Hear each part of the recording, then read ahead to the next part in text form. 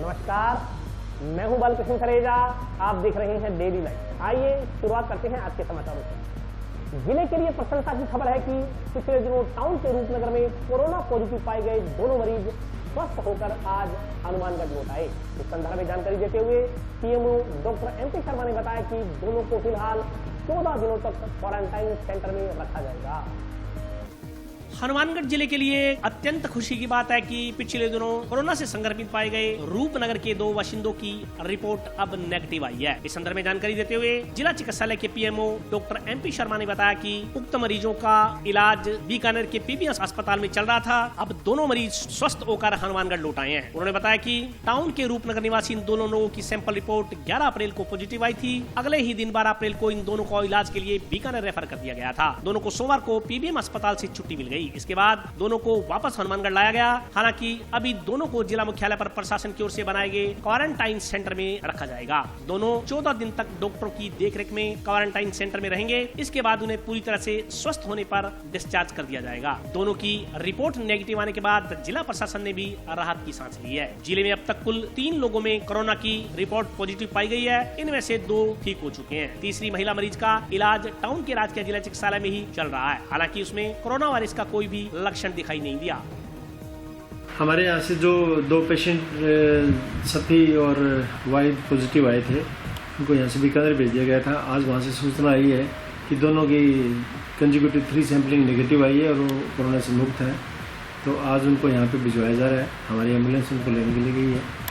हम उनको यहाँ पे स्टेट क्वारंटाइन में 14 दिन के लिए रखेंगे, दोनों को बिल्कुल सेपरेट रूम में, और उनको हम क्लोजली ऑब्जर्व करेंगे। कोई सिम्टम्स उनके दोबारा अपीयर होते हैं तो दोबारा जांच कराई जाएगी। और 14 दिन तक वो सिम्टम फ्री रहते हैं तो उनको जांच करवाने की जरूरत होगी। जांच करवा के उनको बीमारी से पूर्णतः मुक्त तो हो गए हैं, लेकिन उनको बाद में उनके घर पे भेज दीजिएगा। जो सीजी है उसका सैंपल पॉजिटिव आया था, वो अभी हमारे पास एडमिट है। उसकी रीसैम्पलिंग करेंगे आज, तो उसके बाद में देखते हैं उसका क्या रिजल्ट है। वैसे सिम्टोमेटिक है, उसके कोई इसमें प्रॉब्लम नहीं है, किसी तरह की दिक्कत नहीं आ रही। टाउन गुड़ मंडी के व्यापारियों ने दुकानें खोलने की अनुमति दिए जाने की मांग को लेकर एक ज्ञापन उपखंड अधिकारी को सौंपा।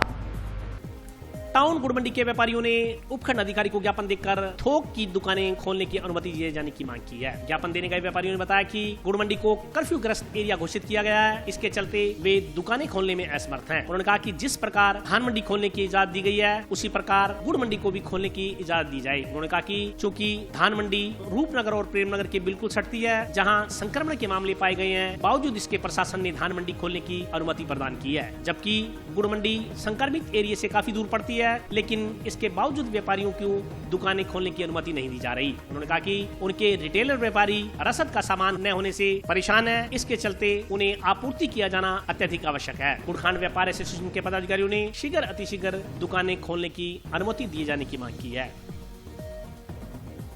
हम गुड़ मंडी गुड़खांड व्यापार एसोसिएशन के व्यापारी गण आज प्रशासन से मिलने के लिए आए कि भी 1 हफ्ता हो गया हमारी गुड़ मंडी बिल्कुल बंद है। जो रिटेलर बाहर की मंडियों के 8-10 मंडियों के हैं, और यहाँ जो नई आबादी के दुकानदार हैं या ये रूपनगर के इधर दुकानदार हैं, उनके यहाँ सब राशन खत्म हो गया।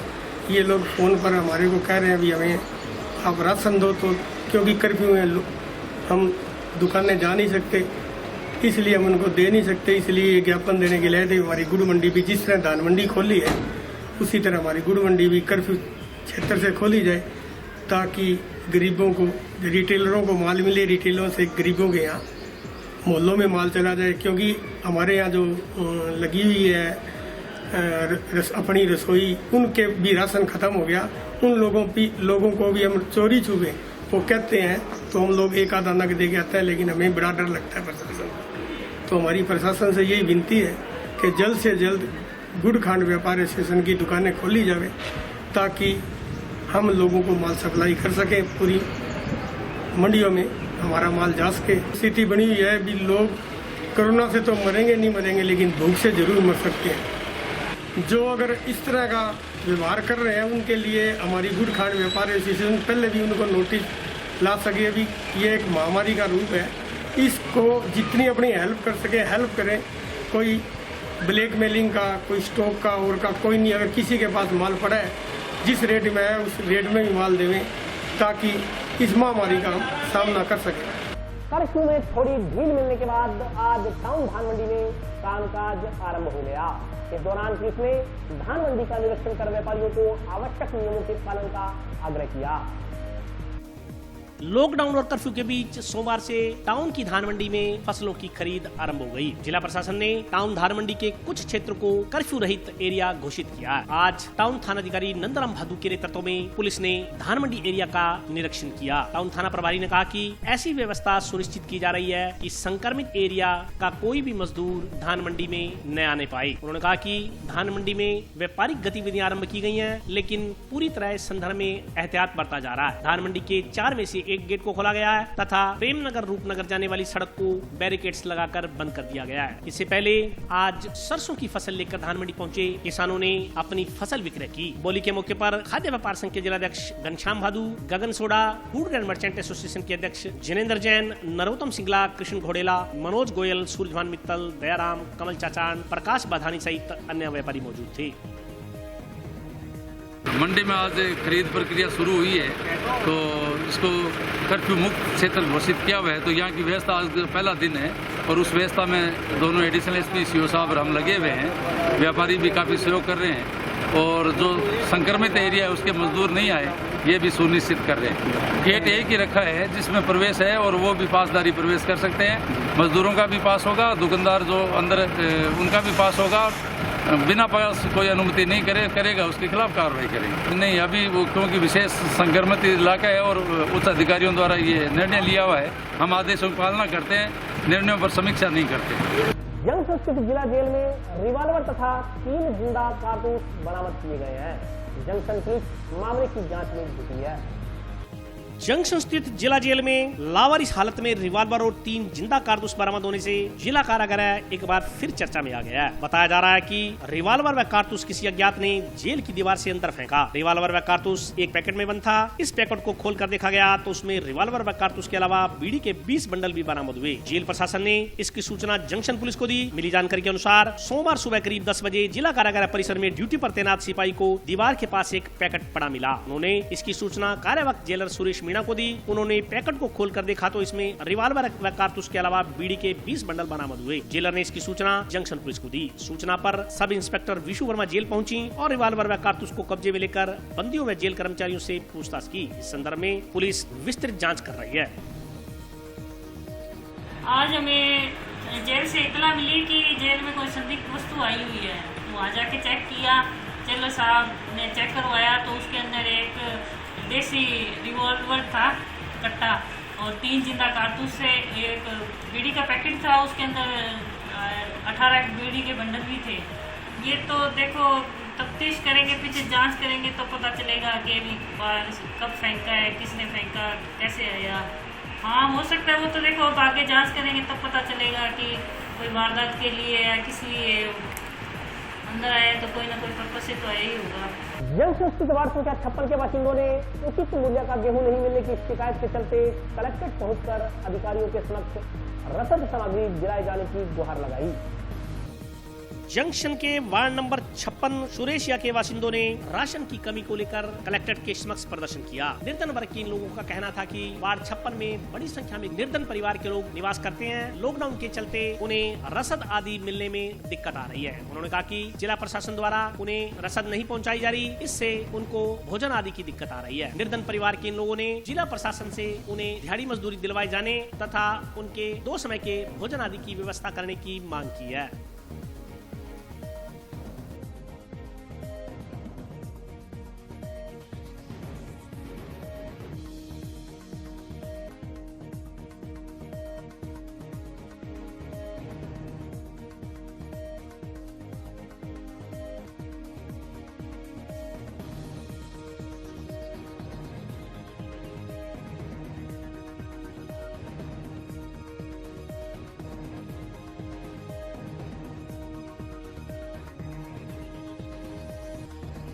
बर्बाद गली हैगी, जुआ की बेचारी सारी बस्ती भूखे मरी जाती हैगी। राशन पहुंचाने की कृपा करो भाई, हाथ जोड़ते हैं। गरीब जनता जावे किथे, तन तो रोक दिते दिहाड़ी दप्पे तो रोक दिते खान के किथों सानू मार देवे चंगा है बस। राशन कार्ड बनया हैगा, राशन कार्ड नु की करिए, चटिया 10 किलो कणक आंदी उस नु की करिए, कोई उतरा राशन नहीं गा उथों की करिए, साबन किथों लगे, दूध किथों लगे, चाय किथों लगे, बच्चे भूखे मरी जांदे ने, साडी सुनाई करो बस। और अभी वक्त ब्रेक का, आज बताऊं छोटे से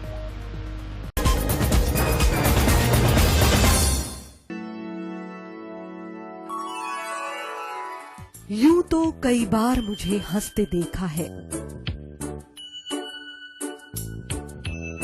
पर ये हंसी कुछ और है। ये गहना मुझ पर जचता है, पर ये महज एक गहना नहीं, ये रूपरेखा है मेरे मन की, हंसती खिलखिलाती लहरों की, जो आतुर थी अब तक मुझ पर सजने को। इसलिए ये गहना ही मेरा सच्चा श्रृंगार है, श्रृंगार है, श्रृंगार है।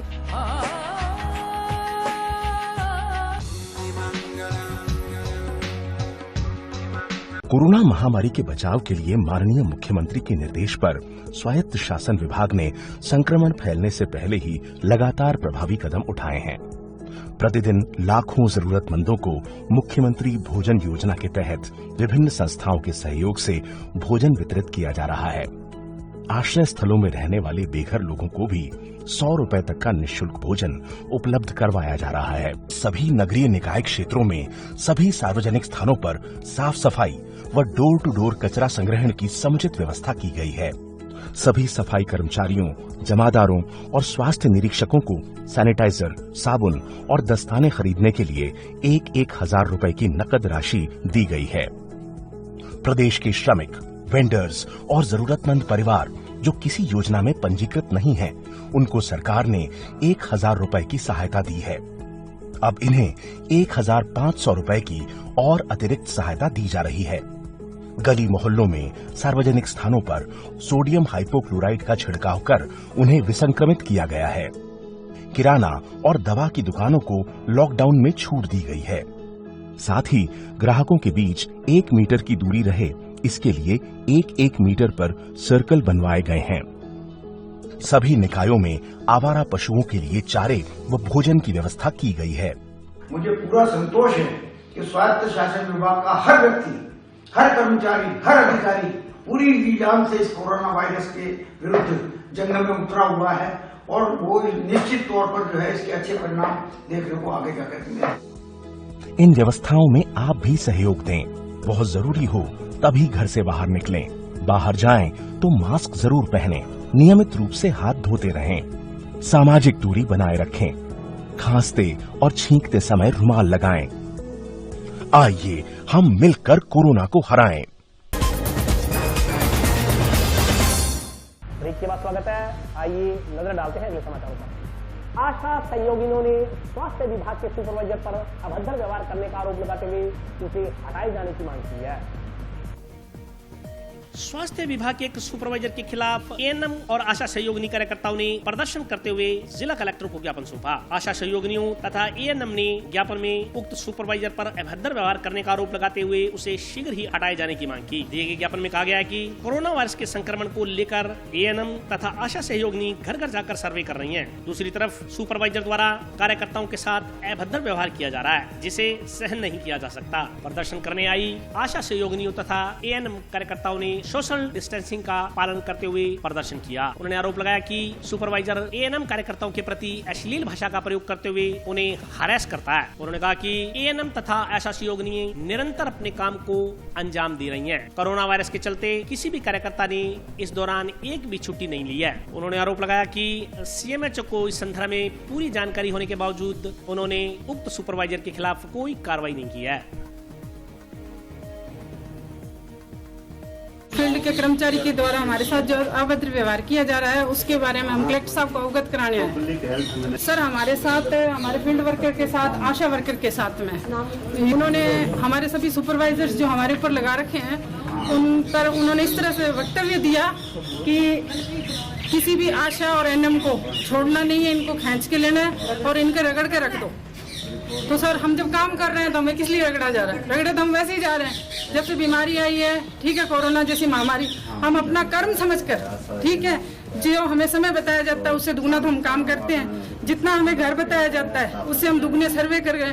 किसी ने भी आज तक, जब से सर कोरोना है, एक भी एनएम आशा वर्कर ऐसी नहीं है जिसने कोई छुट्टी ली है या घर पे रहा है या कोई बहाना। हालांकि जो लड़कियां बीमार है वो भी अपना काम कर रही है, प्रेग्नेंट है, चाहे वो किसी की घरेलू समस्या है, बीमार है, बुजुर्ग माता पिता है, कोई संडे नहीं, कोई छुट्टी नहीं। हम छुट्टी नहीं चाहिए हमें। हम ये चाहते हैं कि हम जो काम कर रही हैं हमारे काम को सम्मान दिया जाए, ना कि हमारे साथ ये किया जाए कि इनको रगड़ के रख दो।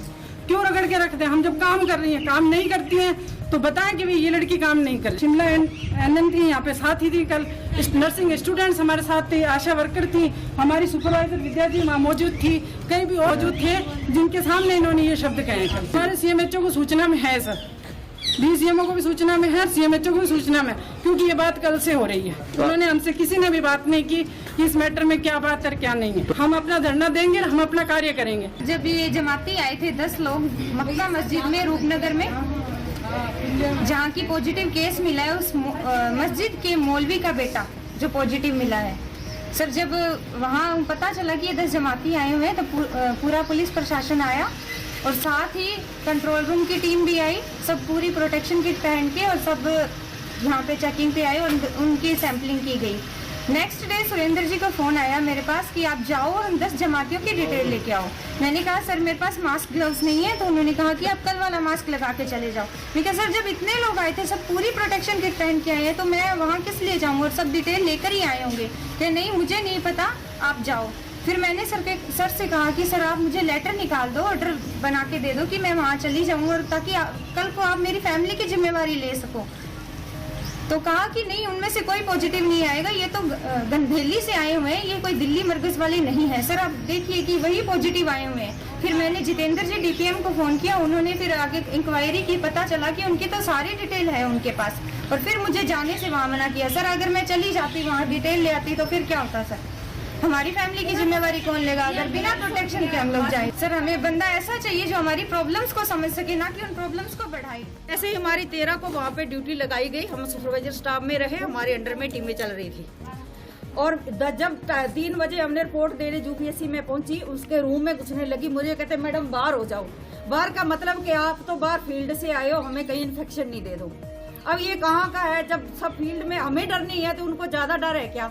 उसकी हर एक इंसान के साथ, हर लड़की के साथ में वो बदतमीजी से बात करता है। जिसको इच्छा वो पानी पचाता है, जिसको नहीं इच्छा तो उसको वो पानी नहीं पचाता। जिसकी इच्छा रिपोर्ट पहले लेता है, उसकी नहीं इच्छा तो रिपोर्ट उसको बाद में देता है। फॉर्मेट बांटता है तो जिसको ज्यादा क्लोज है उसको पहले फॉर्मेट देता है, दूसरा पीछे पीछे घूमता रहता है। और ये कल लैंग्वेज बोली तो कल मेरे सामने नहीं बोली, लेकिन उसका मैंने 13 तारीख को उसका एटीट्यूड देख लिया था, ये कैसा आदमी है। हम काम करेंगे, बिल्कुल कुछ खाए पिए करेंगे, हम इनके सिर पर चढ़ के जाने देंगे। जैसे हम मैं भी रीडाइड्रेशन हो गई है, मेरा ड्रिप चढ़ रही है। हमारे पास रहता है मास्क, रहता है सैनिटाइजर, रहता है। हम पानी की बोतल घर से लेके चलते हैं, लेकिन 1 लीटर पानी से हमारा काम नहीं चलता। हम किसी घर से ना तो पानी पीते हैं ना खाते हैं, टाइम नहीं निकाल सकते। और 1.5 लीटर में हम शाम तक रहते हैं। लॉकडाउन के बावजूद दोपहिया वाहन लेकर इधर उधर घूम रहे कुछ लोगों के खिलाफ जंक्शन पुलिस ने चालान काटने की कार्रवाई की है। लॉकडाउन को लेकर घरों से नहीं निकलने की सैकड़ों हिदायतों के बाद भी कई लोग लॉकडाउन की उल्लंघना करने से बाज नहीं आ रहे हैं। इस संदर्भ में जंक्शन पुलिस ने सख्ती दिखाते हुए सोमवार को कई वाहन चालकों के खिलाफ कार्रवाई को अंजाम दिया। जंक्शन पुलिस ने बताया कि लॉकडाउन के बावजूद कई लोग पैदल तथा कई लोग दोपहिया वाहनों से बिना अनुमति के घर से बाहर निकल रहे हैं। ऐसे लोगों के खिलाफ चालान काटने तथा अन्य धाराओं में कार्रवाई की जा रही है। पुलिस अधिकारियों ने चेतावनी दी कि यदि कोई भी आकरण बिना अनुमति घूमते पाया गया तो उसके खिलाफ सख्त कार्रवाई की जाएगी। लॉकडाउन के दौरान जगह जगह में नाके लगा रहे हैं। आज ये हमारी चेतक गाड़ी है, अभी हम और भी चल रहे हैं, तो काफ़ी आने जाने वालों को रुकवा रहे हैं, उनको समझाइश भी कर रहे हैं, के लिए खूब सूरत चेक कर रहे हैं, नहीं मिल रहे हैं चलान भी कर रहे हैं। तो क्या करें, अभी ये सरकार के डायरेक्शन है, उच्च अधिकारियों से विशेष सख्ती करने के लिए किसी बार लोगों को तक समझाइश भी कर रहे हैं, इसके बाद ना निकलें, रोजगार नहीं है।